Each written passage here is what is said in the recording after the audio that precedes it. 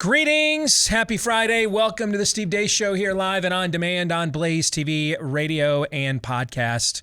My name is Steve Deace. He is Todd Erzin. He is Aaron McIntyre. We are joined. It has been too long, but we are back and reunited with our good friend Paul Alexander. He'll be joining us here in a moment for the Deace Group. Let us know what you think about what we think via the stevedeace.com inbox, which you can access by emailing the show, steve@stevedeace.com. That's DEACE. Like us on Facebook, follow us on Twitter @Steve Deace Show, and then check us out on places that don't attempt to censor us, MeWe, Parler, Gab, and Getter. You can also get clips of the show free of censorship, free to watch over at rumble.com/Steve Deace Show as well. You know, across the country, Americans are discovering if you want to help change the country, we must change the way the marketplace works. Woke corporations seeking to divide us, big banks freezing the accounts of people who disagree with their views, and our supply chain being dependent upon countries that actively work against our values. Joe Biden saying earlier this morning, hey, we can continue to have you suffer from high gas prices so we can double down on our climate environmental agenda, right? Things of that nature.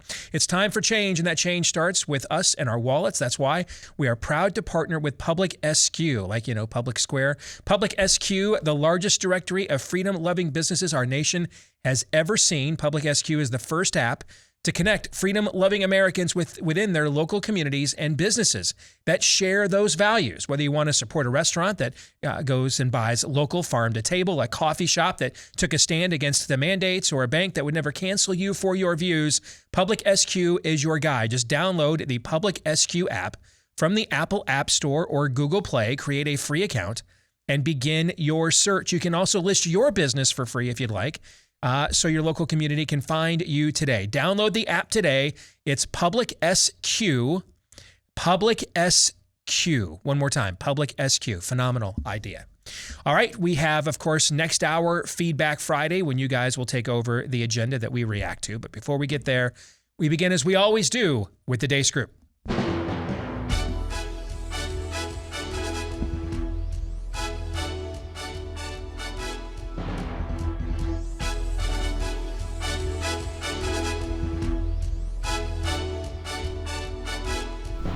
And there he is. Good to see him again. Former strategist, communications czar for the Tulsi Gabbard for President campaign, Paul Alexander. Good to see you, brother. How you been?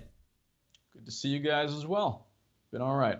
Are you enjoying Mayor Adams' capricious jab mandates there in New York City so far? He has been slow to reverse a lot of the de Blasio decisions thus far, and it's been fairly disappointing from someone who's enthusiastic about him. Serious question. If Kyrie Irving said, because, I mean, they're dropping this because the playoffs are around the corner. That's why they're doing this. And Brooklyn has a team with him on it that could win a championship, right? So if Kyrie said, I'm not coming back to play unless you drop this comprehensively, what would New York City do? What would Adams do then? I mean, he was already pressured without that, so I imagine he would have done the same thing. So okay. He would have, tried to save face somehow and not. Wait for a couple days like he did here. Wait like a few days to go by so it doesn't look like he gave in. But I hear you. Right. Which is why I suggested yesterday that's what Kyrie should do. He should say, okay, great, I'm not coming back though till you treat everybody else the same way as you're treating now the athletes. Anyway, let's get to issue 1 of our weekly look at the week that was. Bleep Lord Nefarious says.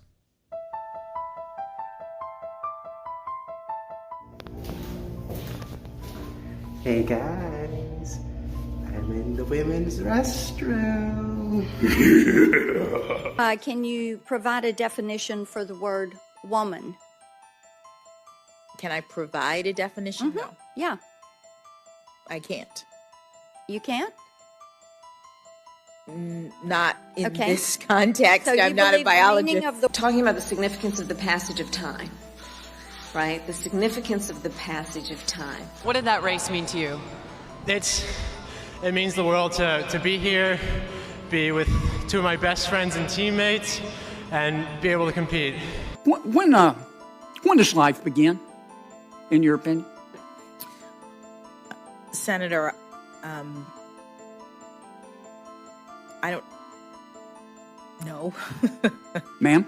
I don't know. So when you think about it, there is great significance to the passage of time. Our LGBTQIA plus teammates at Disney asked for our solidarity and support. This time, Courtney and I, we're going to take a pause from our broadcast to show our love and support. And there is such great significance to the passage of time when we think about a day in the life of our children.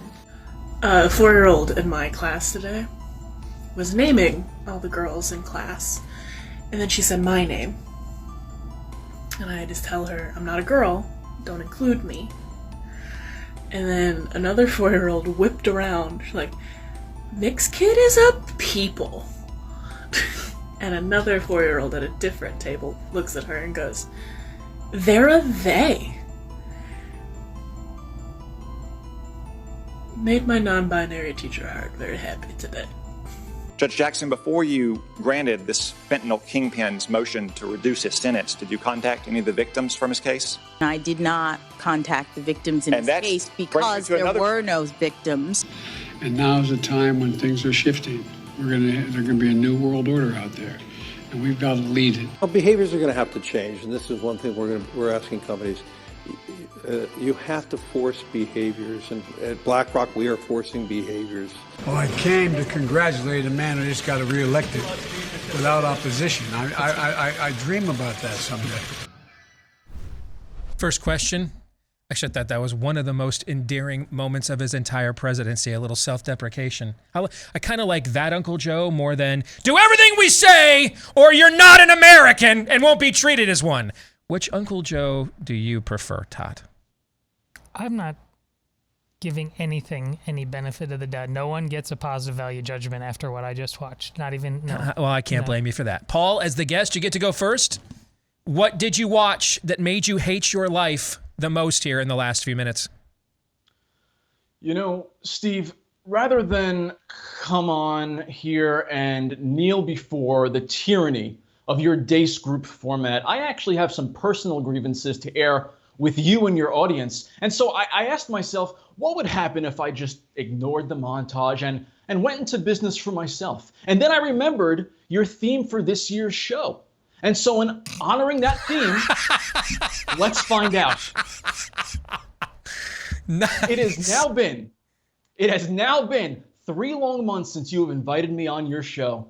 And it got me reminiscing when I first debuted on the Steve Deace Show, coming on here to criticize Kamala Harris. I was that shiny new toy. You would introduce me as that handsome devil, Paul Alexander, and frankly, you were right. I mean, compared to the Robinos and Josh Hammers of the world, I was Brad Pitt. I mean, really, I was the BlazeTV eye candy for a while. But then last year happened.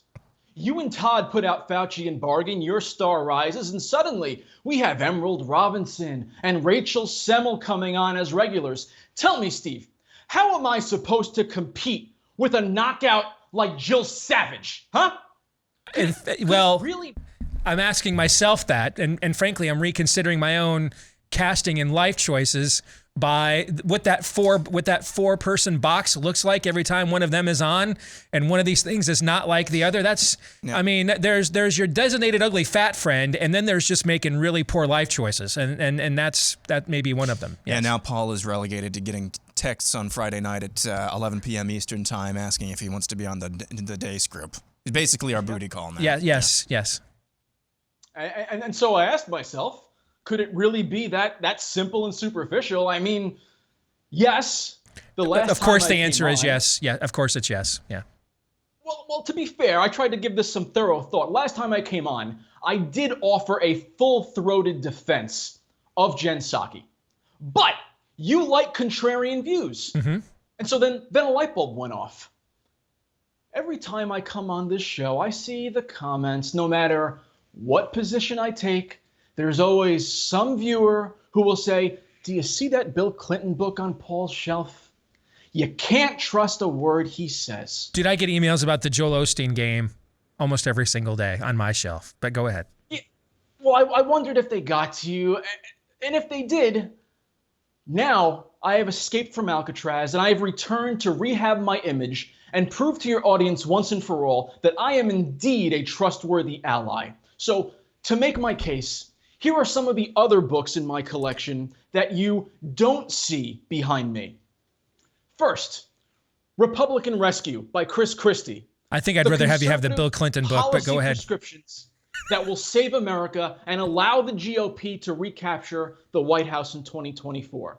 But you know, policy alone isn't enough. We need strategy, which is why I have studied from cover to cover Courage and Conscience by the greatest campaign manager in the history of conservatism, Karl Rove.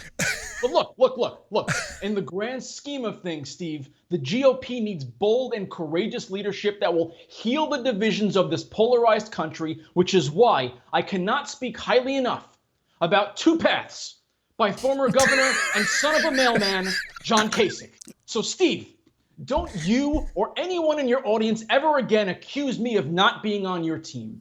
Thank you, God bless you, and God bless the United States of America. It is very difficult to upstage the Bleep Lord Nefarious says montage. We found out. We found out it can occur, and that was exceedingly well done. You clearly had a few months to prepare and took full advantage of them. Okay. So it is good to have you back. Well played. Todd. Well, when he complained about his bitterness for being taken over by all the women, I honestly thought he was going to change his pronouns right there. So that all went, everything after that went better than I thought it was going to go. I'm actually quite pleased. Listen, all the gender stuff, you know what I think about it. I'm just not going to be redundant about it. It's as bad as it ever was. They're planting their flags. We just have a choice to make. What more can I say? Aaron, you took the words out of my mouth. You obviously were doing it intentionally. I've had thoughts in my head that Brown Jackson, it was worse than I thought it was going to be. I expected to disagree with her ideas, but she has Kamala energy. It's really been pathetic, and what you were doing is dead on. So I'm not going to take that away from you. I'm going to go with those, whatever they were, ABC, ESPN, and talking heads at the game in their moment of silence. All of journalism, they're just crisis actors now. They're Amen. It is that. Speaking of pathetic, these are shallow, deeply uninteresting stooges of whatever they think the cool kids in class want them to do and say and be. If that's what feminism is, and it's juxtaposed, while it's Thomas Leah from now on. It's not Leah Thomas. It's Thomas Leah.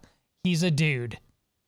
While that's going on, and you're having your moment of science about a silence. That's a Freudian slip of epic proportions. Yeah. Yes. About a bill that actually doesn't exist or say the things you say it is.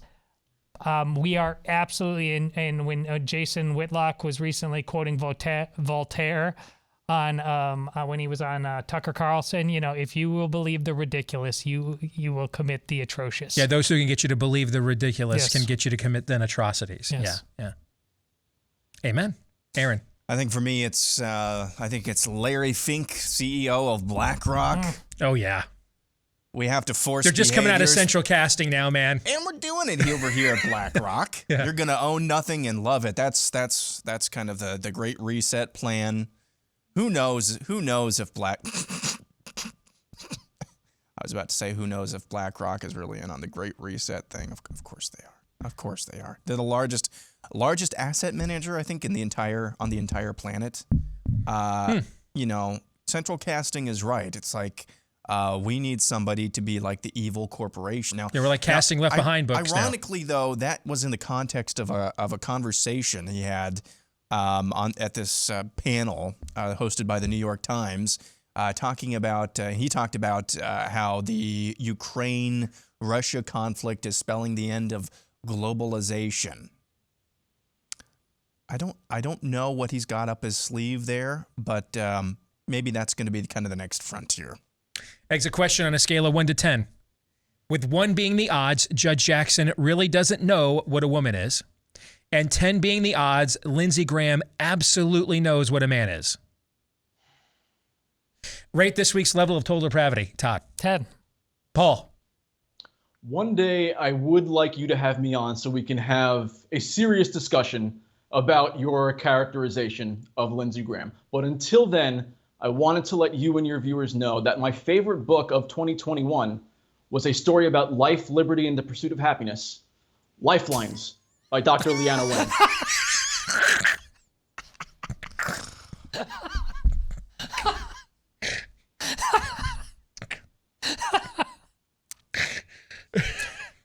We've learned our lesson, Paul. Yes. We'll have you on more frequently Yes, next we time. have. Mea culpa. Goodness mercy. I feel like Roberto Duran. No mas, no mas. You won. All right.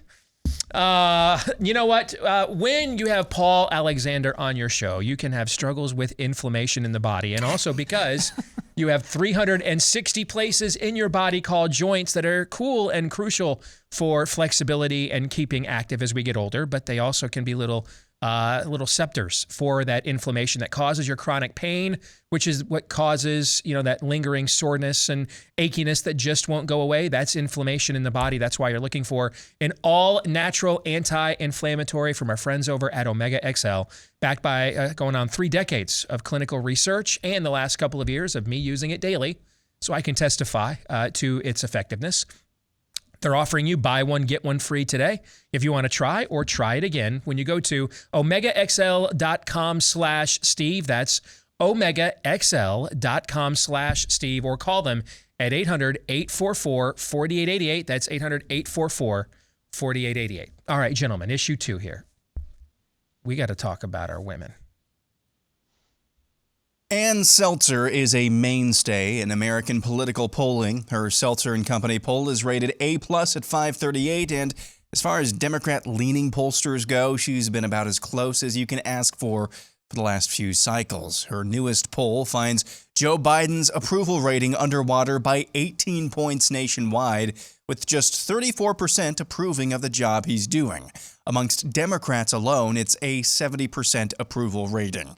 For reference, Barack Obama's 2010 Gallup approval rating at this time amongst Democrats was 84%. Donald Trump's 2018 Gallup approval rating at this time amongst Republicans was 85%. Back to Seltzer. The poll says he's underwater by 23 with men, 12 with all women, underwater with those under the age of 35 by 14 points, those above the age of 65 by 13 points, barely above water with non-white voters, and has a plus 21 approval rating amongst suburban women. Take a bow, Karen.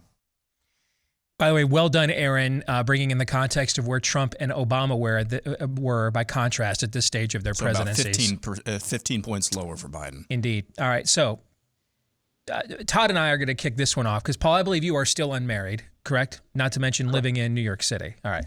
So you and I know a little something about suburban women. We happen to be married to a couple of them. Okay. So do we buy this poll, Todd, that this is the only significant swing demo in the country that Joe Biden is not underwater with?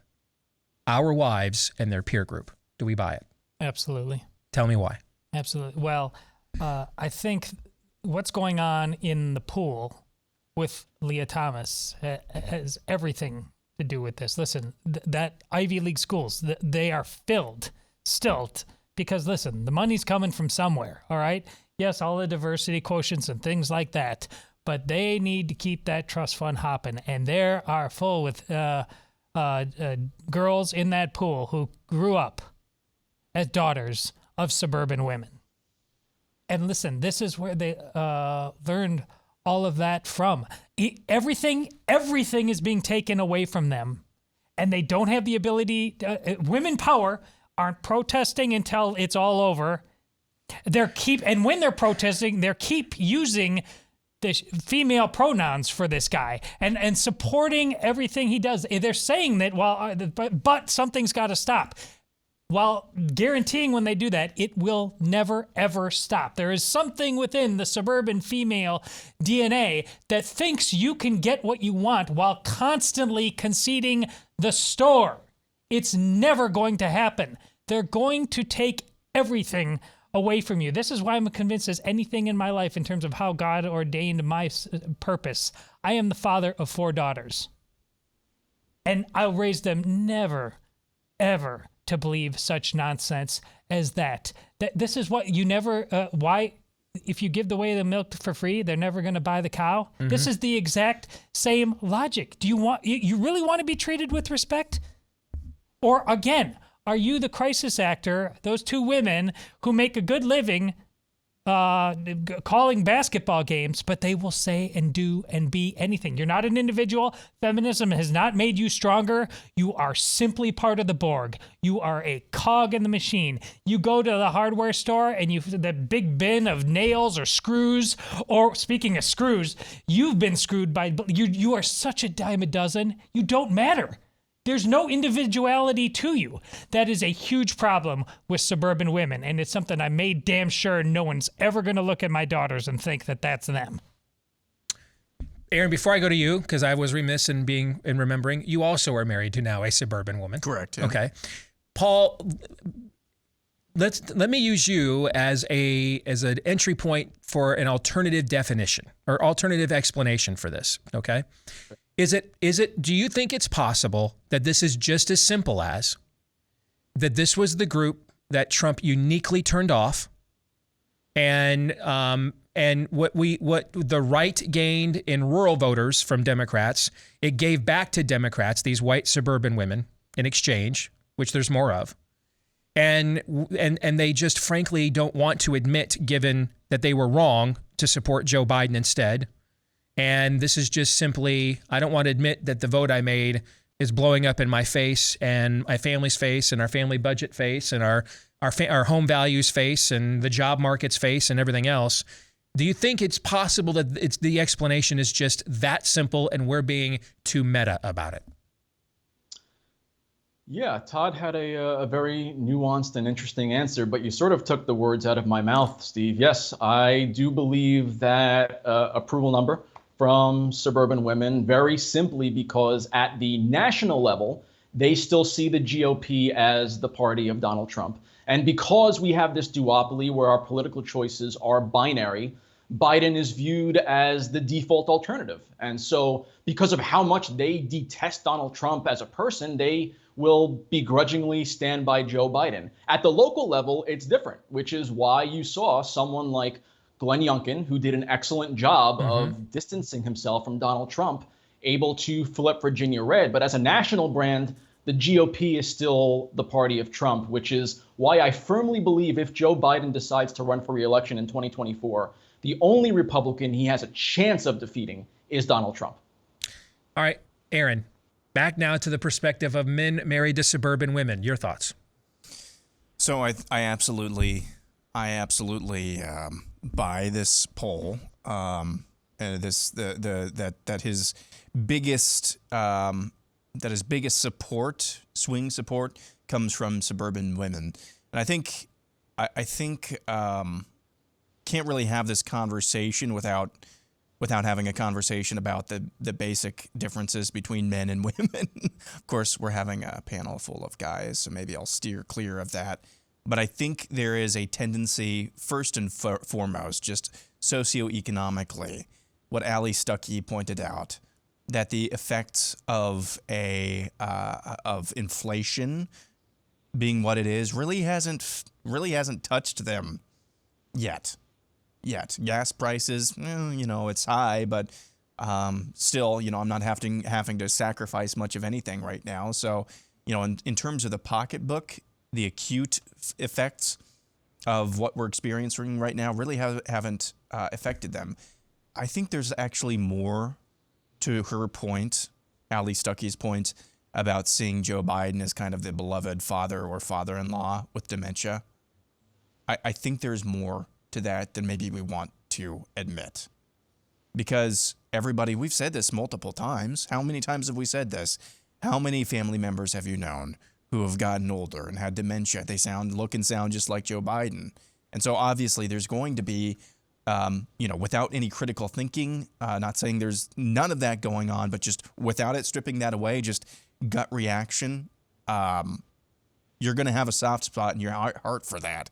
So you're gonna find anywhere else to blame but the guy you voted for any ails that actually do touch you or you will admit are going on at the moment.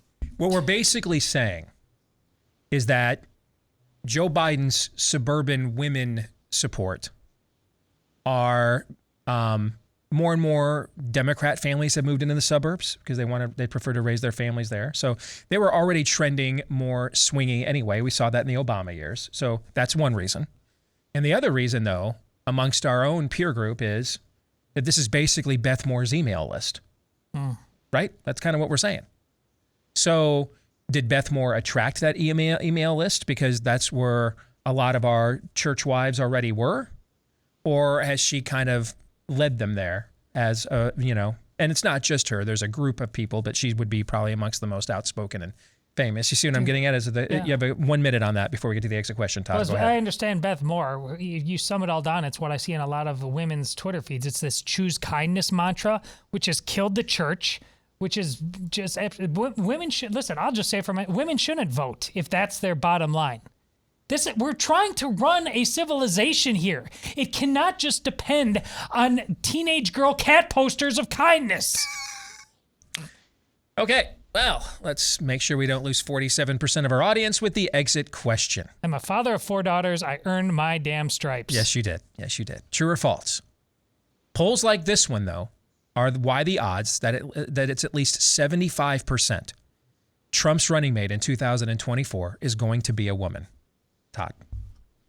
Oh, true. I mean, I think you're lowballing it. I think it's low. Well, when I originally wrote the question, I wrote 90. Yeah. You think but I thought that might be too high. Did you use would or should? Did you use would or should? Will. Will. Yeah. Will or should. Yeah. Sell. Just because it's 0%. Trump.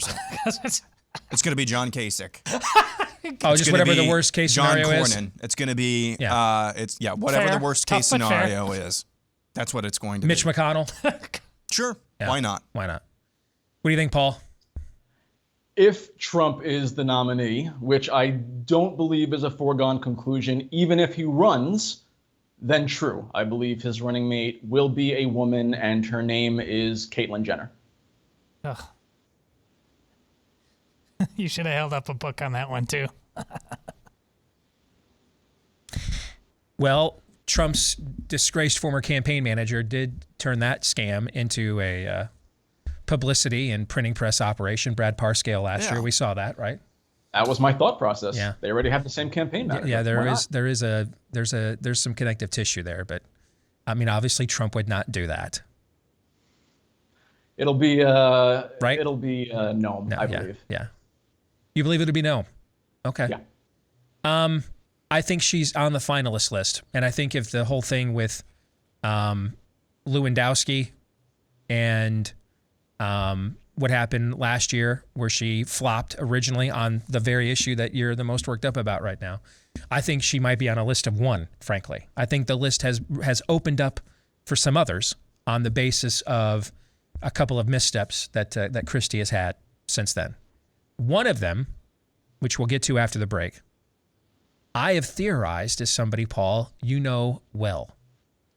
So I thought it would be just completely a missed opportunity if, given you're the only one here that knows Tulsi Gabbard at all, I've never even met the woman, since we have conjectured about this, I thought it would be a missed opportunity if we did not get your take on this, and we'll do so when we come back, all right? So your former boss is going to be the topic when we return here on the Deace Group with Paul Alexander, Todders, and Aaron McIntyre. It's your weekly look at, and me. It's your weekly look at the week that was, and it will continue here in a moment. In these unprecedented times, make sure you don't go into the real estate market without a real estate agent you can trust. And where would you find them? Well, the name says it all. Unfortunately, when you go to whatever are the big real estate firms, wherever you're trying to move or move away from, they don't list their agents. They don't have like a power rating, right? They don't give that information. And so you don't know who the people are that you can't really trust, you can't really rely on.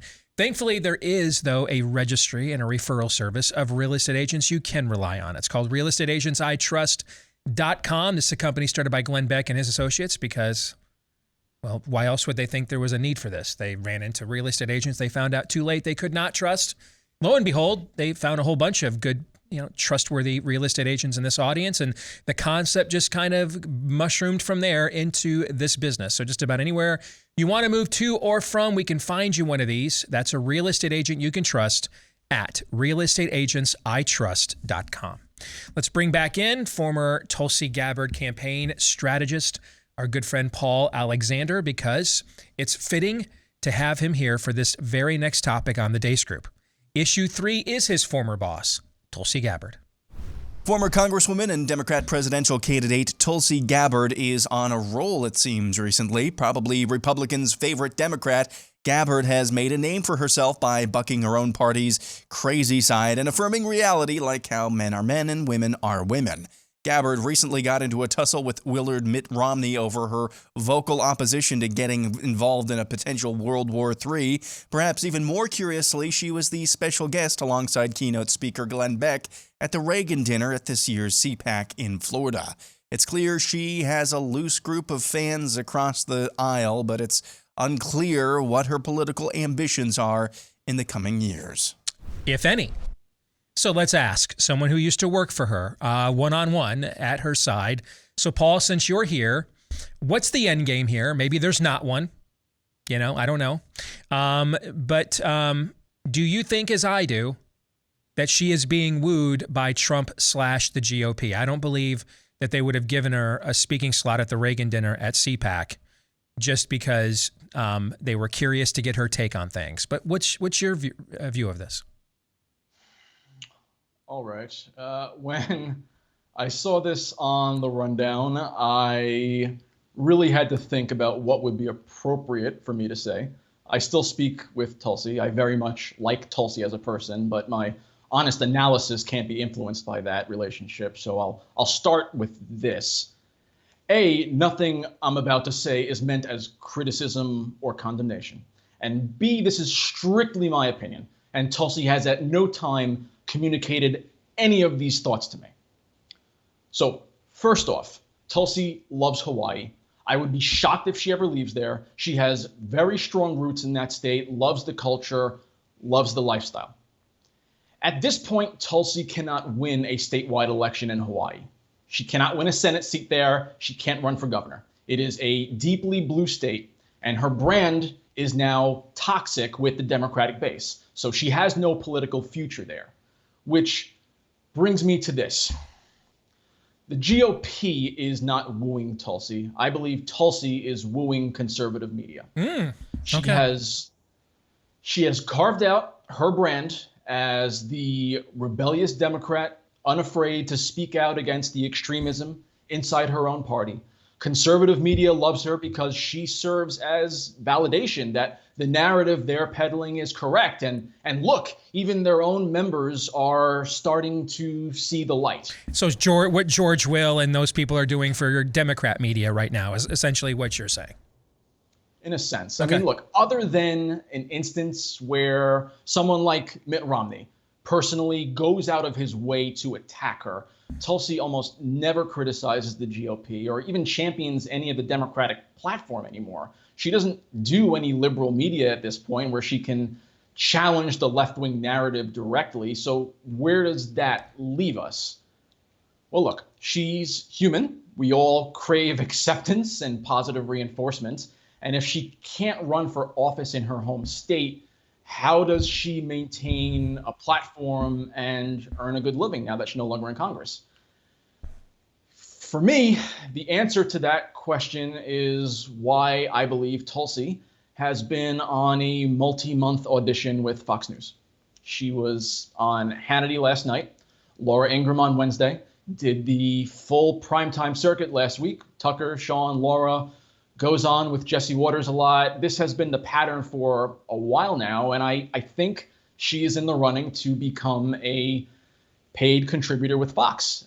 There's nothing unethical about that. I think the opinions she shares are genuinely hers, but if you're asking for my take on what her end game is, that's it. Sorry. So she wants, you don't believe her end game is political office, that her end game is having a say in the process? and that she views our platforms as more friendly to giving that to her than what used to be her native platforms. Is that fair? Correct. And I don't think she would be completely closed off to a unity ticket in 2024. I don't believe she would ever seriously consider doing it with Trump. I'll make that caveat. But I do believe she would consider it. She is very sincere in her desire for unity and thinks the polarization is a very extreme issue in the country right now. I think personally, if a Republican got in office in the White House in 2024, where she would be, most excited would potentially be Secretary of Defense position, something like that, more so than a vice president position, just based on what her priorities are. That would be my guess. But I don't think she is currently doing what she's doing with the goal of getting on a GOP presidential ticket or being in a GOP White House cabinet in 3 years.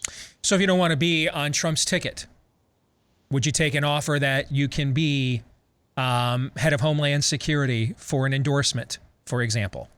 Because if I'm Trump, I just need Tulsi Gabbard to say one time, I didn't leave the Democratic Party, it left me, and we have to stop this craziness. I only needed her to say that once, and I can run that ad into the ground for suburban women, right? Would she take an offer like that from him, do you think? Anything is possible. I think their internal polling would show that. I hate to say this on live television. Don't listen. You're not. We're not paying you, brother. You're not here. You don't have to blow any of your confidences or anything of that nature. We're not asking you to do that. And if sometimes there's things I can't say or answer, and I'll just say I can't talk about that right now. This is not confidential, so I wouldn't breach that trust with her. I think their internal polling would show that Tulsi is fairly unpopular with suburban women. Oh. It wouldn't make much of a dent. Okay. All right. She is much more popular with men. A couple of surprises there then. Okay. So Paul thinks that she's the wooer more than the wooee, and that she actually is more popular with us than with our suburban wives. So Todd, your thoughts on what Paul just had to say? I love all of that analysis from Paul. The funny thing about it is Tulsi seems she's a really kind person. You heard me just riffing on kindness, but that's all that fake nonsense over there. She seems like she's an incredibly decent human being, and I absolutely agree with Paul about she believes what she's saying. Listen, to me, she's another Dave Rubin. And listen, Dave Rubin felt far afield from the truth very recently, as we diagnosed on our show, but he's been one of the most interesting people in the spotlight in the last 5+ years because he clearly saw where things are going as a man of the left and said, I got to call some BS in a lot of different areas.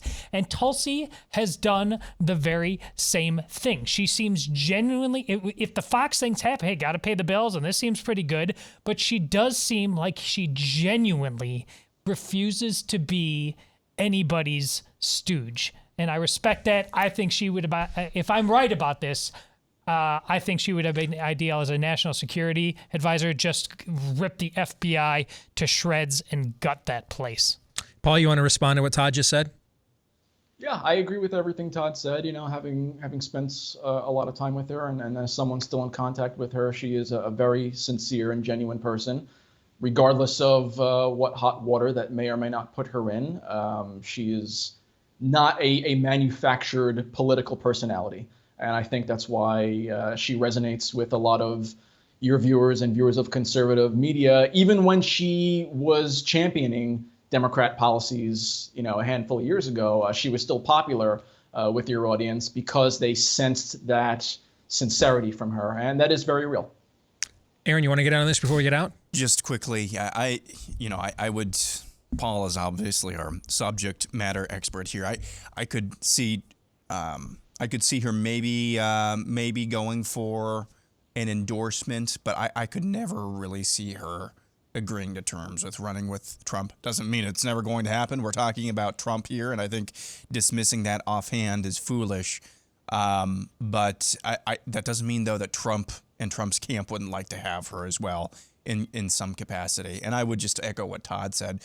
Tulsi, it's not just that it seems like she doesn't hate people like you and I. It's that she actually kind of has some just basic decency and respect for other human beings. And that's refreshing, whatever her aims are, whether that's Fox News or political office. Would she say yes to Ron DeSantis, do you think, Paul? Certainly more likely than Trump. I wouldn't say it's likely, but I would say it's definitely more likely than Trump. I don't think she would ever consider seriously running with Trump. All right, let's get to the exit question. True or false? There is a better chance Tulsi Gabbard will be Trump's running mate in 2024 than either Ron DeSantis or Nikki Haley. Aaron? False. Todd? False. Paul, what do you say? False, but I actually put DeSantis below her. I think there is a 0.0% chance. But I put Nikki Haley above her, even though I don't believe any of them are in contention. I think Nikki Haley is I think Tulsi, well, who they would prefer, I think Tulsi would be very high up their list. Knowing them as I do in that operation, I think the only thing, as I've heard many times with people who work closely with the former president, the only thing Trump loves more than forever loyalists are new ones.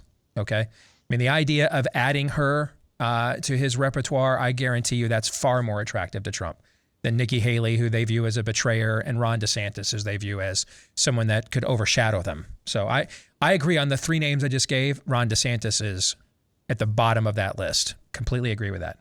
So let's have some fun with our kicker topic here for issue 4. Right now, gun to your head, choose who you think would be the best GOP ticket in 2024. Aaron. I would go with Ron DeSantis, and let's just go with a homer pick, Kim Reynolds here. I think that would be a legitimately good ticket, but I'm just going homer with the vice presidential pick. So our governor, all right, as the running mate. And I think she's on a list, as I've indicated. I don't believe that they gave her the State of the Union response. Now, that they may not have gotten the response from her that they liked. I don't know the answer to that. But I think she was absolutely on a list. That's why she was given the State of the Union response a couple of weeks ago. Todd? No, that's absolutely my pick. I'm just going to double down on what Aaron said. And she's I think, better than Noam. I think Noam instantly falls into more gotcha traps in terms of having to explain some things. Whereas Kim Reynolds has just, there's profiles in courage A and B, and you might need to argue who you put in order between Kim Reynolds and DeSantis in terms of what they've done for their states. All right, Paul, give us the outsider perspective on this question. What do you think? I'll answer it two ways. Personal preference, as a swing voter, who would I be most likely and excited to vote for? I would love a ticket of Nikki Haley and Tim Scott. But in terms of strategically, a ticket that would both excite the base and capture swing voters, those suburban women, I think a DeSantis-Haley ticket would be the best ticket. A DeSantis-Haley ticket. Trump, mostly because Haley brings credibility in the foreign policy arena that no other woman that's being discussed seriously has. I think she was popular. Yeah, popular and respected, ambassador to the United Nations, and I think that's something DeSantis lacks. I can't deny that. I think there's a better chance that DeSantis would pick a Haley as his running mate than a Trump. I mean, there's too much direct issues there. But I think that ticket has a better chance of happening than Trump-Haley does. All right, let's get to our predictions. Todd, go. I just thought about it for the first time last night, seeing how it shook up. But I'm going to predict it. It seems like the perfect chance for the sports gods to intervene. The Final Four is going to include a Duke, North Carolina matchup, and wouldn't that be something? That would be. Would be something. That would be something. No question about it. Aaron. The USFL, when it starts up this spring, will average per weekend between 2.5 and 3.5 million viewers. That's a monster number. Across the entire, all of the games. Yeah, I mean, that's still a monster number. That's a monster number. I mean, it's that's kind of a MAC level game on a Tuesday night on ESPN. But the XFL wasn't that far outside of that number either. But for a startup league, dude, they would take that right now if you told them they could draw that on a consistent basis. Paul? Less of a prediction, more of an opportunity to leave on a high note and potentially break Steve heading into the weekend. I want to let you know that there is currently a Democratic super PAC by the name of American Bridge rolling out advertisements in cities across the country in Ukrainian. Here's the thing. I'm only surprised that Republicans didn't do it first.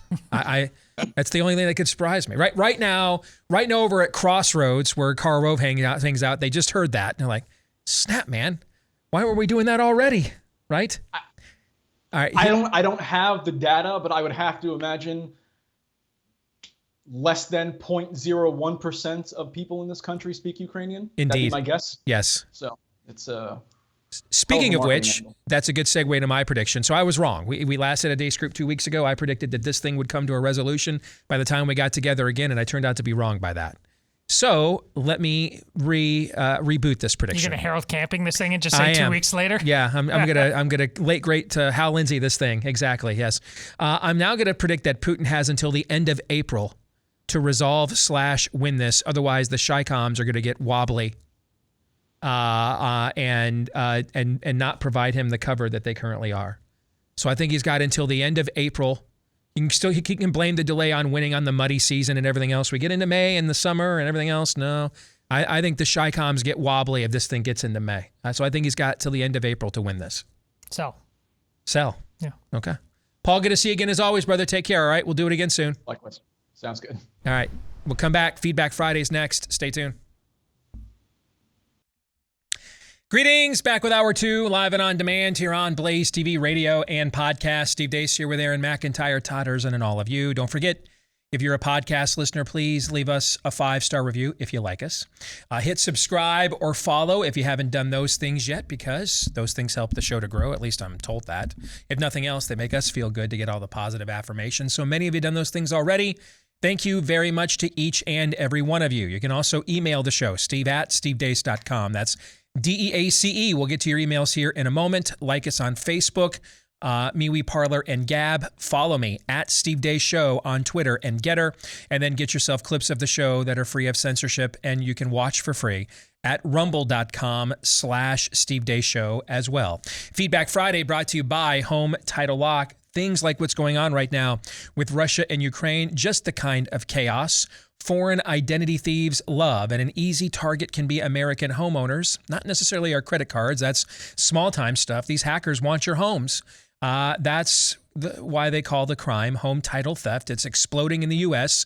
You're not, unfortunately, covered by either your homeowner's insurance or your mortgage lender, but that's what our friends at Home Title Lock do. They put a virtual barrier around your home's title. Why? Because most of our home titles are virtually accessible online these days.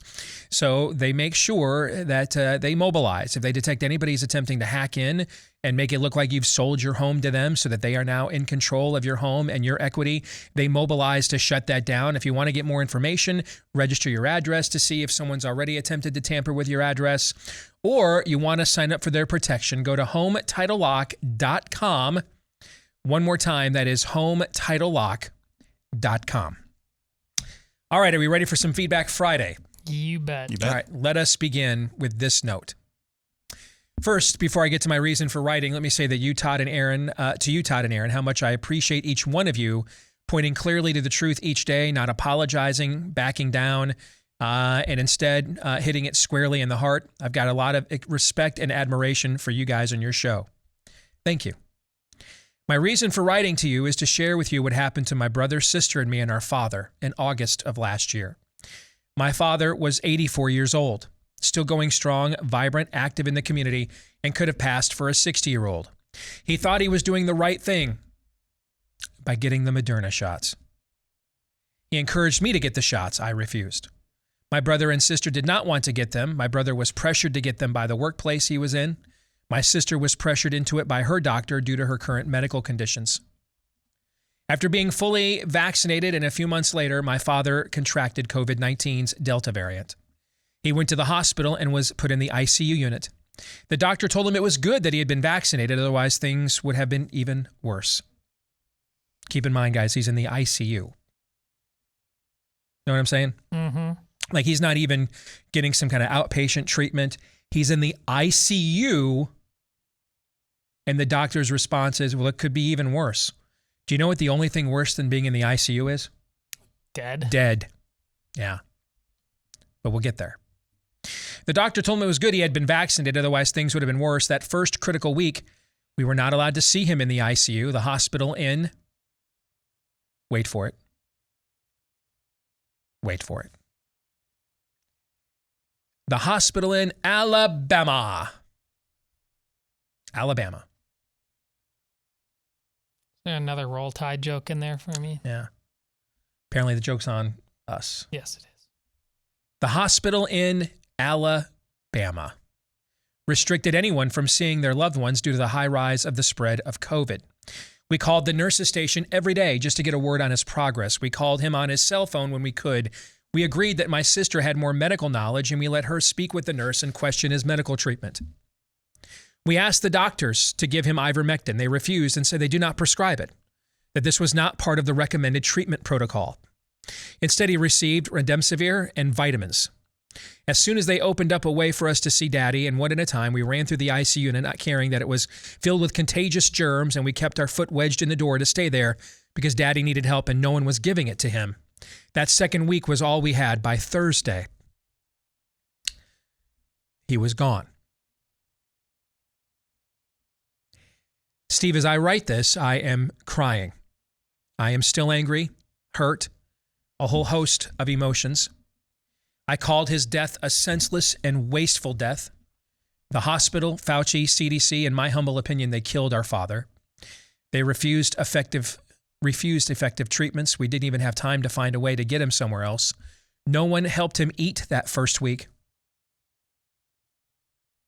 I could go on and on. I try to think about so many others who lost loved ones this way and suddenly, not just from COVID, but by the wrongs, whether someone took the life of the daughter standing beside her father at the zoo, or whether someone lost a husband during the violent summer riots and attacks because he was trying to protect a friend's business. I know, my siblings know, we are not the only ones to lose a loved one, a family member by such means. But it didn't heal the pain from losing a father because a hospital refused treatment that might have easily saved his life. Steve, his life was worth something. To us, it was worth a lot. My father served as a Marine. This letter just gets worse. My father served as a Marine to defend our nation. He served as a police officer to protect the lives and property of our community.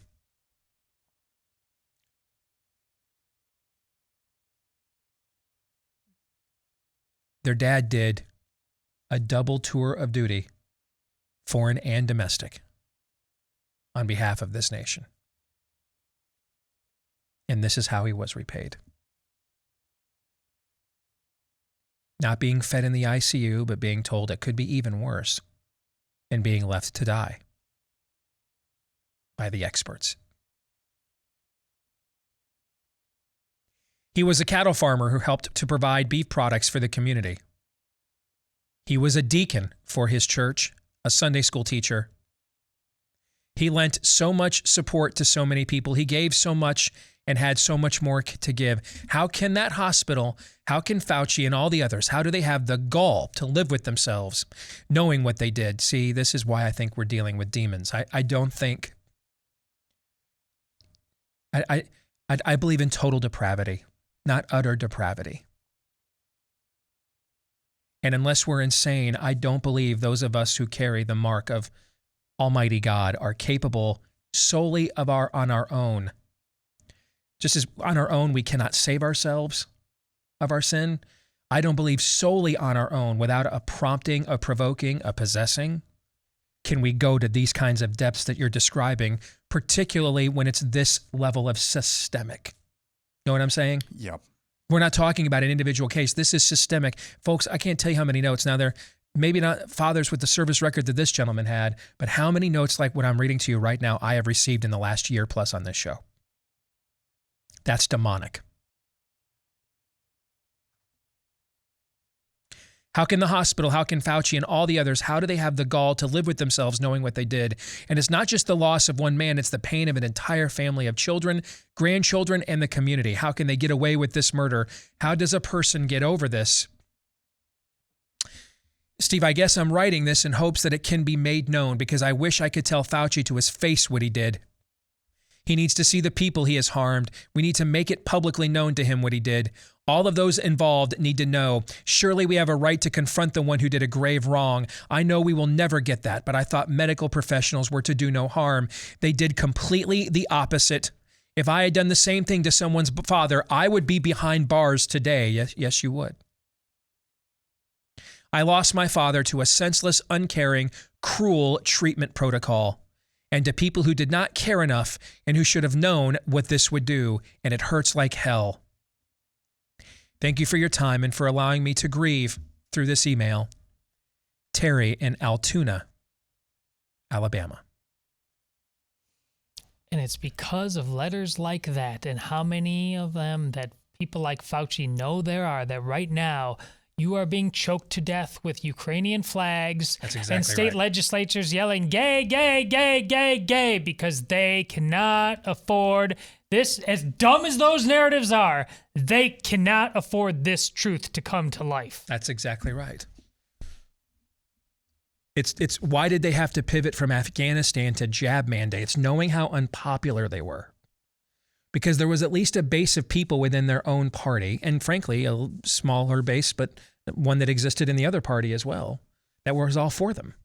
So even though they were upside down holistically, they were teetering on the brink of losing their administration over the Afghanistan thing. They had lost everybody on that. So they had to transition and that's why they didn't intend to go to the jab mandates right as the jab was losing its efficacy in public. They didn't intend to do that, guys. They had no choice. They had no other issue to pivot to get out of the Afghanistan, what happened there, and the Americans they left behind. They can't pivot to the economy, nothing else. There's nothing else they could pivot to. So they had to go to that. And along the lines of what you just said, why was it Ukraine the very next day? Because do you know how many letters there are like this? Do you know how many letters there are like this? I've gotten. And we have a modestly upper middle class successful show, right? We've talked about that. Is that a good characterization of what we are? Imagine if we had the late Rush Limbaugh's show. Imagine if we had Rush's platform and we had access to that size of an audience. How many more of these kinds of emails would we have gotten? The excess death numbers tell you how many. Legions. And I use that term on purpose.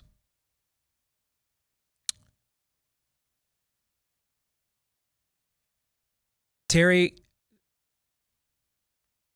and again, I'm not a pastor. I'm not a priest. I'm not a prophet. I'm not an apostle. I have no formal ecclesiastical calling.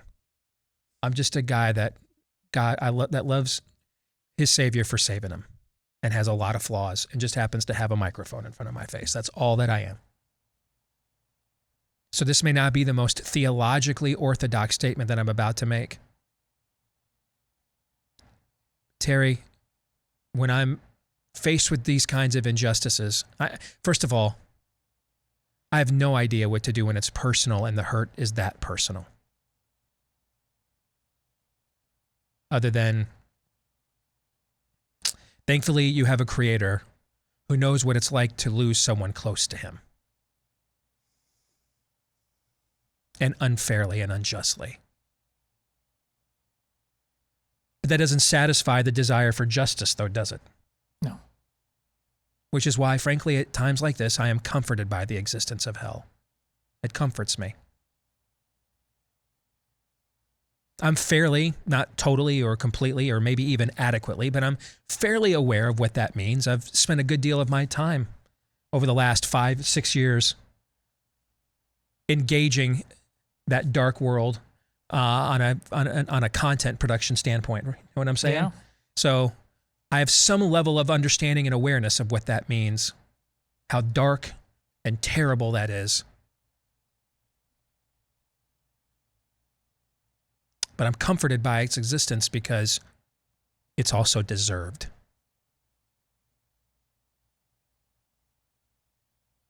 And there will be justice in this life or the next.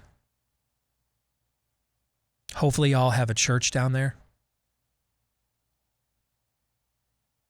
that is better on an institutional level than your medical system is. That isn't a Roll Tide church. Nothing wrong, by the way, with being Roll Tide, but that's on Saturdays, guys, not Sundays. Know what I'm saying, G? I do. Okay.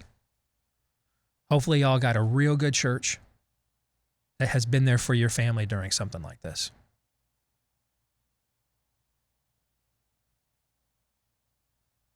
Don't let the hatred, the bitterness, don't let them do this to you twice. Let it go. But let the memories of what they did fuel you to righteously. When you sense something like this, or the same forces are assembling to do something different in the future. No, I recognize that foul stench. Not here. Not on my watch. We will terrorize the terrorists this time.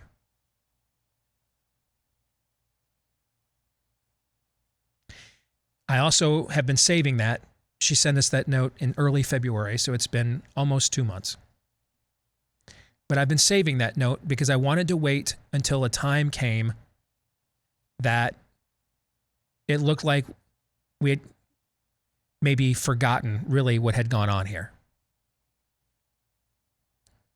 And that's why I chose today, because they have tried the last few weeks to get us to forget what has gone on here. Do not forget. Do not.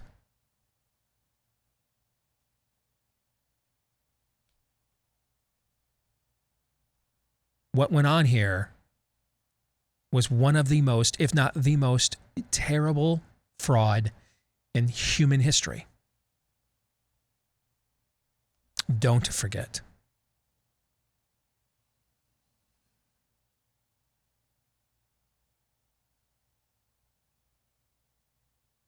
Unfortunately, the back end of this suffering is just beginning. The poisonings that they have done with these jabs. The story today about the increase in alcohol-related deaths from people that didn't have access to a safety net because their AAs and their counseling groups were taken away for a fraud.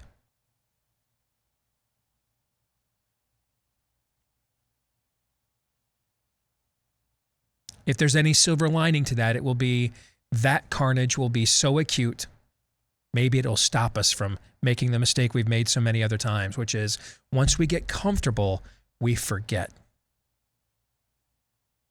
Don't get comfortable. And don't forget. God bless you guys. I just can't even imagine. And all of you in our audience that have sent similar notes, I just, the anger I feel.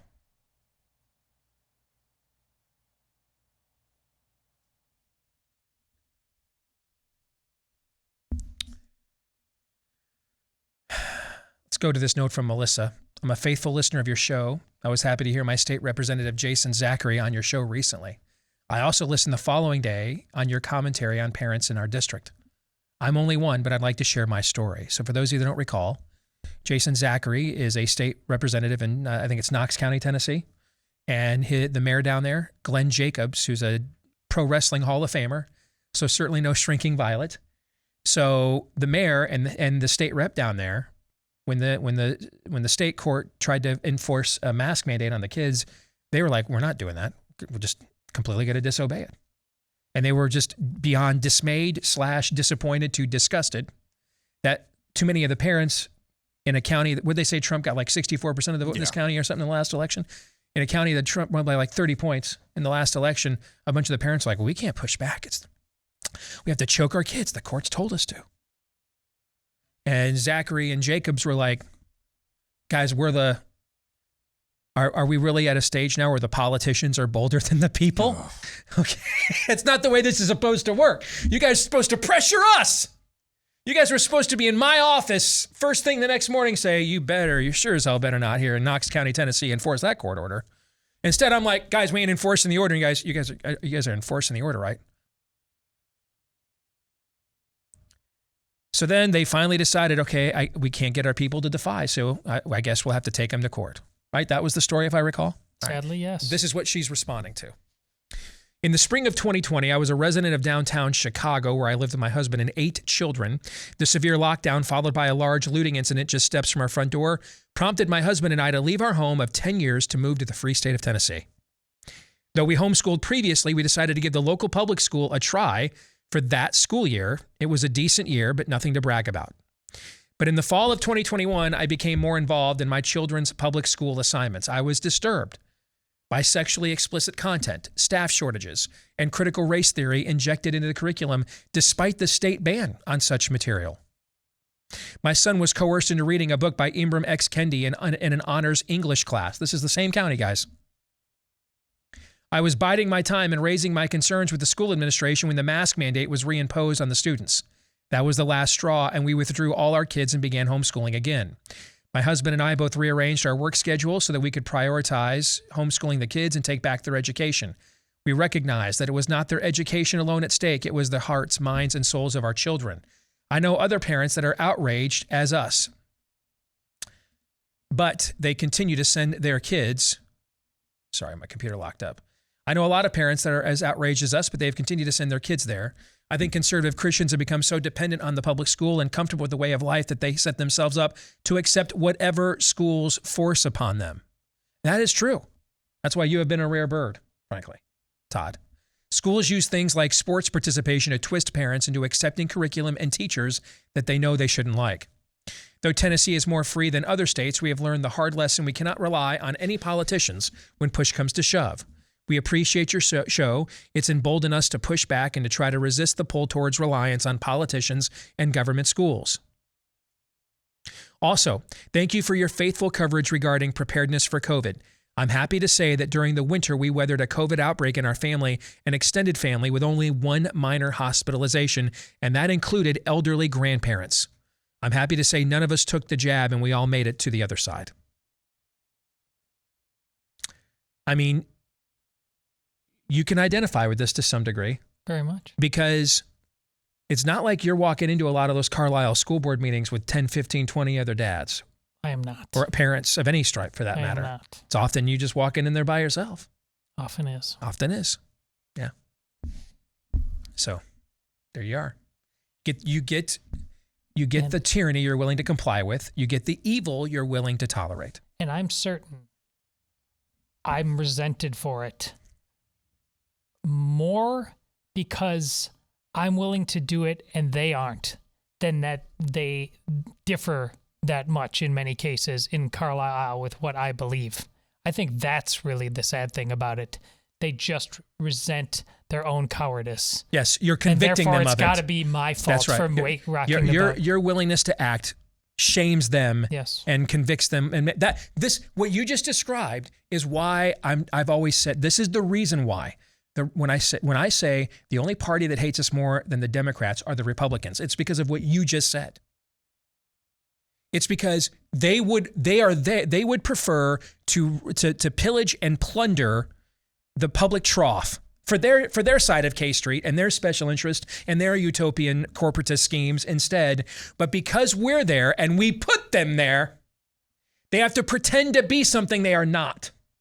And it sets them up for failure. They have to defend issues they don't believe in, don't understand, don't even care about, or may even have the opposite view of us, frankly. But they can't completely abandon them when they really love to do that, because then we wouldn't vote for them.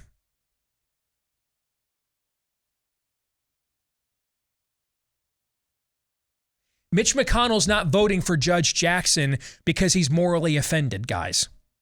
He's not voting for Judge Jackson because she doesn't need his vote. Yep. That's why. Well, Steve, he held up the Merrick Garland. First of all, white male. Secondly, if they had allowed Barack Obama as a lame duck on the way out the door to fill Antonin Scalia's seat, would that have not blown up their entire scam? It'd have blown the whole thing up. People would have said, wait, you can't, that? So again, the motivation was to keep the scam going. To keep you on the plantation, brother. That's what it was there for.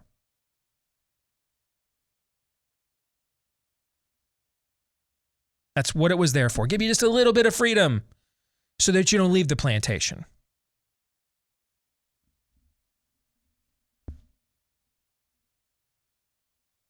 And that's why they hate us. We force them to take heat and to even tepidly and often stupidly take positions they don't believe in. And that's why they hate us. Because we convict them of their own cowardice and shame. Our presence here does. Just what you were describing, brother. Right over there. All right, let's get to this question. Angela in Pocatello, Idaho. This one's very timely. I completely agree overall with your show's state of things, but I wanted to ask you about surrogacy in relationship to married couples. A few years back, my brother and his wife wanted a child, but because of medical issues with his wife, she was unable to carry a child to term. We as a family had discussed the idea I actually offered of me being a surrogate for them. The process would have been me simply as the carrier for their fertilized egg. I had 4 successful pregnancies of my own and was willing to do this for them. My husband supported the idea as well as our parents. Given the discussion on today's show, I wonder what you guys, if you guys would see this as a moral problem. So, again, I haven't invested a deep amount of thought, theologically, philosophically, or morally into this issue until it recently came up here in our own network. And forgive me, that's just my own oversight. In my own defense, my attentions have been elsewhere focused, okay? But because this was something that has been a hot button issue and recently discussed in our own circles, I thought we should actually entertain her email now while it's still fresh in our brains. Any thoughts on this circumstance? I want to hear Todd's thoughts, but I have thought about surrogacy in general more this week. And I still... So in the situation, in the context that it was brought up with Dave Rubin, I think that's just a non-starter. Agree. Absolutely not. Yep. I think generally, though, this to me, and I don't know if I'll make Todd happy or sad with this to me is a lot like vaccines. I think vaccines in and of themselves, they're not, they're morally neutral. It's just depending on, I think, and it shouldn't have gone this way. It just depends on what you put into them. It depends on your motivations for getting jabbed. Are you trying to say, no, the way that you made me, God, creator, is not right? So I'm going to poke myself. I think that's probably where I come down with surrogacy as well. I don't think it is always, unlike what I understand Todd's position is, I don't think it's always morally questionable or wrong, but in the situations where it's definitely not morally wrong, I'm not sure if those situations would ever actually come about. So I think it has to do with the motivations, without going to further detail. Motivations first,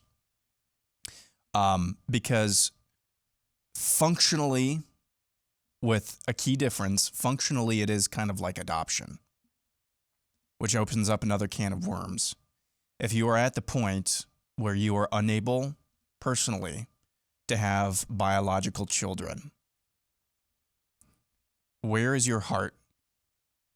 And this is a really tough issue. Where is your heart to say, no, we're not going to adopt. We must have biological children. I say that not flippantly. I don't want to go into too many details, but I understand to some level the pain and the hardship that comes with difficulty with fertility and things like that. I don't say that flippantly, but I would say, where is your heart where you say, no, we're not going to adopt. We must have children that share our DNA. So I don't think it's always impermissible, but I don't think it should always be the first choice, if that makes sense. Todd, we'll give you the last word here. You got about 2.5 minutes. I believe you, in your heart, were doing a moral thing. But I do believe that this is immoral because there is no way to put the brakes on what you view as your individual choice to help, and where that goes more broadly when applied to everybody else's motivations in a utilitarian context that has now turned into there are just freezers full of embryos. These are. It's not freezers full of sperm and egg. It's freezers full of embryos, frozen human beings in their most nascent state. That's where all of this goes. And it goes on to Dave Rubin, and there's no way to put the brakes on that. And I don't say that callously either in terms of everything Aaron said. My own sister, she ended up adopting, as I told you last year, 3 foster children. And made their lives better. It could not have a baby naturally. Got married too late. There are still options, and I understand the yearning to have one of your own. But I don't. Tell me I'm right. Tell me I'm wrong that you can put the brakes on this and not have it go to dark utilitarian places of horror movies.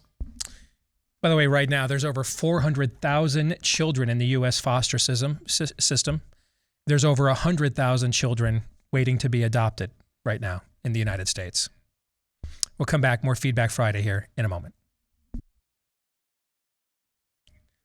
You know, like a majority of our lives are still spent indoors, like 90 some odd %. It's okay to get outside every now and then. I mean, it's so bad, guys. We're so used to being indoors. When I let the dog out, the dog now looks back at me with the same look on its face that the kids had when they don't want to have to stay outside and they want to come in. Even the dog now looks at me like, can I come back inside? Go outside, get some fresh air, right? Warmer weather is almost here. Let's make the most of it with Outer. They're the new outdoor furniture company with purposely designed furniture to get you outdoors more. They make the world's most beautiful, comfortable, innovative, and high-quality outdoor furniture. I've taken a look at what they have. I mean, they have some absolutely phenomenal stuff, from teak chairs to fire pit tables. Everything Outer makes has the look and feel of what you'd expect at a 5-star resort for less than you'll pay at a big box store for something that in the end doesn't even last. Over 1,000 neighborhood showrooms across the country take part with Outer Difference in person. They've got triple memory foam cushions that are comfier than most indoor sofas. Can you just take that nap outdoors? That sounds like a Todders and thing kind of too, doesn't it? A nap outdoors? Take a nap outdoors. I can't nap. You can't nap? I'm just... You know what? That's the most Todders and thing. I ain't got time to nap.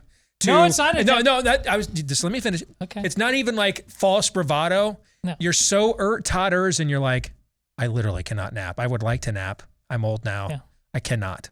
I just cannot nap. You talk about how we're wired. I am almost incapable of falling asleep during daytime hours. It's just not, I can't do it. I used to be able to do it a lot. That is so Todd, my gosh. I'm with him too. I mean, I can nap, but it's just. I actually can't nap unless I'm sick during the day either. I can't either. Yeah. But I just like the way that you said that. It was just like, I'm like, I can't do it, man. I'm impervious to napping.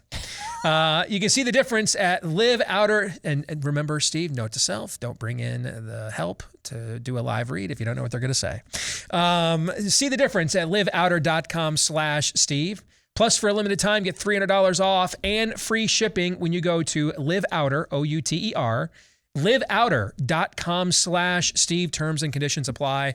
Again, get $300 off and free shipping when you go to liveouter.com/Steve. Check it out. I mean, there's some really cool stuff there. I was looking at their catalog about a week or so ago. I did too. It's good stuff. Yeah, they have some really cool stuff. Yeah. All right, this is from Kat.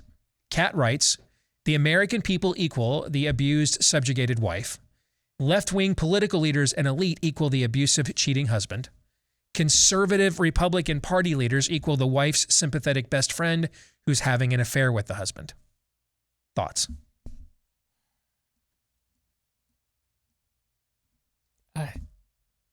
Just too much truth today. Did we break you even? Are we at the point that Todd's just like, I'm going to need some, is Bonner Private Wines on the live read list today? Is that where you're at right now? It's still Lent. I've got 3 weeks to go, brother. I'm dry, baby. I'm too dry. Nice. That's the most dejected I've ever heard. It is. It is. And I kind of liked it.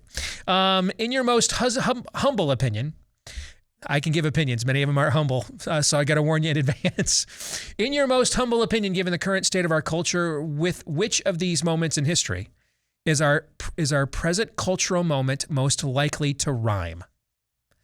Are we witnessing the transition state? Oh, wait, no. Oh, crap, I missed it. Here we go. The American Revolution, as in the restoration of the constitutional civil order. Sorry. Like I said, I'm dry. There's no buffer. All right, think Todd's on the record. All right, number 2, the French Revolution. Internal civil strife and the overthrow of the status quo by secular humanists from within. Number 3, the fall of Rome. Enemies at the gates overthrow the empire from without. Number 4, the Great Awakening. A revival of religious nature that affects the civil order as a result of the proclamation of the gospel. That's from Joseph Fish. So I'll take the first stab at this, and then I'll let you guys go, because I think this is a great question, okay? One of the issues that I had, so I've long had a complicated relationship with the Ron Paul movement, and I know that they call themselves libertarians, but it's a very unique brand of libertarianism, right? I mean, Ron Paul didn't sound like the guy at McAfee Software, when he was trying to be the libertarian candidate for president. So I would call it sort of a Republican conservatarianism.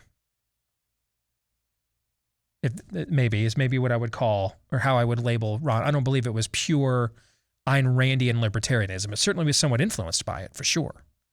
But I had a very complicated relationship with that movement for several years because I saw it up close and personal. Number 1, elements of it trained me in political activism.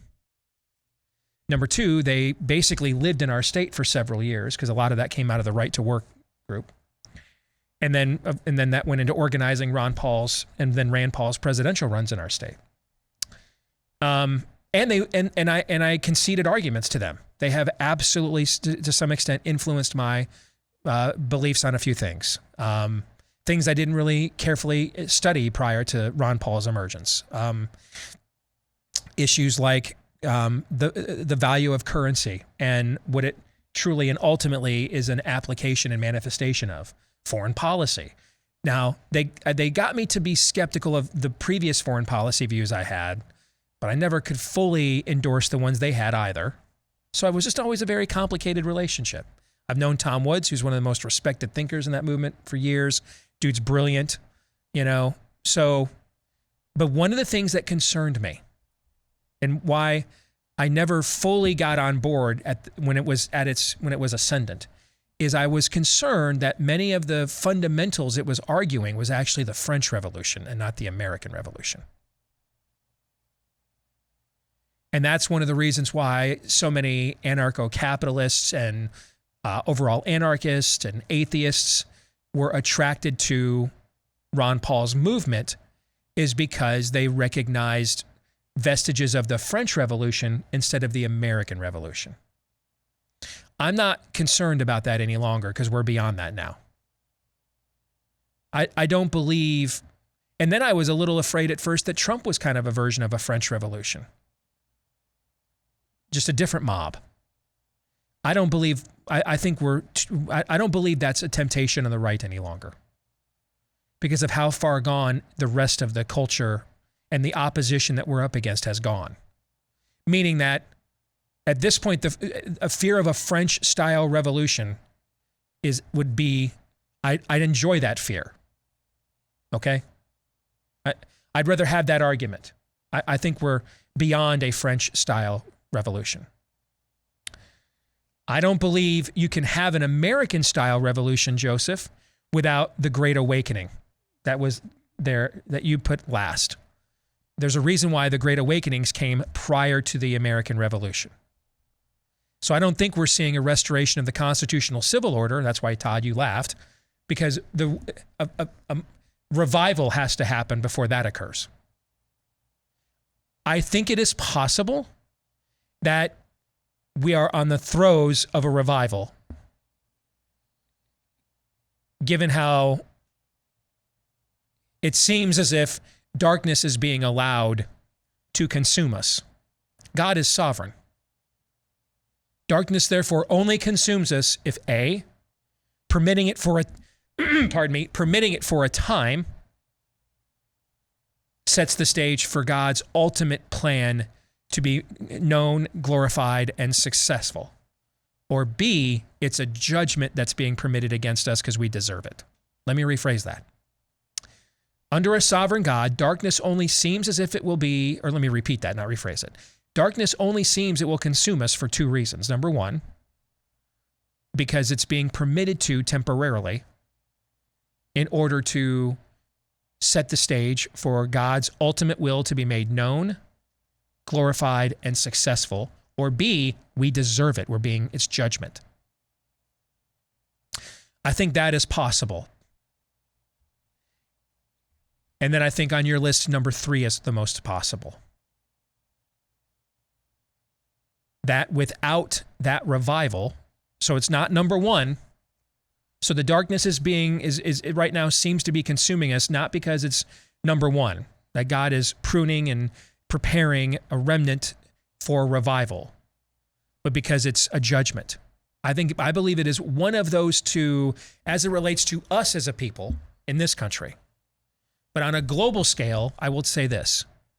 I'm still not entirely sure I can get myself to totally and completely buy in to a premillennial eschatological view. But I will say this. Premillennial dispensational eschatological view, I should say, to be more precise. From a historical standpoint, there has never been a moment in all of human history where the idea of that narrative being fulfilled in the real world is possible, from digital currency to social standing determining your access to goods and services, even basic Medicare, to what's happening militarily, culturally. There's never been a moment in history that this was more of an achievable aim than now, to the point that I don't know how it doesn't happen, even if that's not God's eschatological view. Historically, all these forces will have this power. The idea they will not attempt to impose or utilize it, that's just not human nature, folks. You know what I'm saying? Mm-hmm. So in a way, I'm actually rooting that eschatological view is true, because then that at least tells me, look up, for your salvation is nigh, because the alternative is dark ages. Yeah, that's why my answer to this is ask what that BlackRock guy says. Yeah. If the centralized amassing of this level of wealth, power, and control into the hands of a select few global elites that are immune really to our voting patterns, okay? So we can't just peaceably, instantly vote all this stuff out of office everywhere in the world. If the amassing of such a collection of coercive power and control is not eschatological in nature, that's really bad news. What you're really talking about is a dark ages with cell phones. That's really what you're talking about. Aren't you describing Skynet from Terminator? Well, without, all of the various destruction, but yeah, I mean, that's what you're talking about. I mean, you're talking about the dark ages with a mobile phone. But from an American standpoint, I think we are number 3 or number 4 on your list. You guys have a thought or two on that? I popped a couple in there. We're Wall-E. That's in the future, I know, but Wall-E crossed with idiocracy. It's kind of the same thing. So number 3 is where you are. Yeah. Okay. I think, are we caught up on live reads? Did we do them all? I think. Oh, no, Z-Stack. How did I forget that? With our buddy. That's maybe the most important one, frankly, given what's going on from our health standpoint, with our buddy Dr. Vladimir Zelenko, the world-renowned doctor that President Trump credited with successfully perfecting early treatment protocols with hydroxychloroquine. Z-Stack, scientifically formulated, kosher, GMP certified, all of it made right here in the US of A for whatever new bioweapons variants just happen to occur. as well as flu variants as well. Zinc, quercetin, vitamin C, vitamin D, these things all now into one convenient compound for you to take preventative care of your health. Go to zstacklife.com/Deace right now. Z as in zebra. zstacklife.com/Deace right now. Use the promo code Deace and you'll get a discount on your first order at zstacklife.com/Deace. Let me see if there is a short one we can get to here before we get out.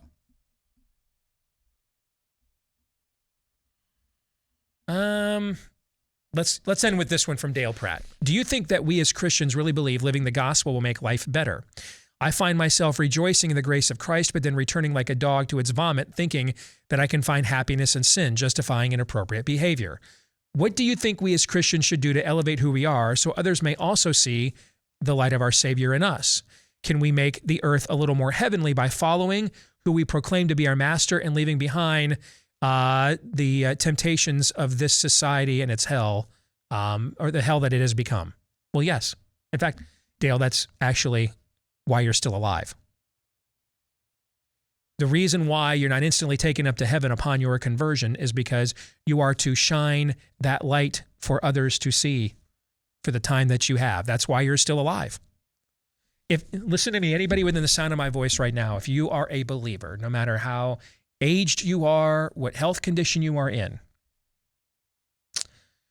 if you are a believer and you're alive right now, it's because God has left you here to shine your light that he gave you to everyone around you.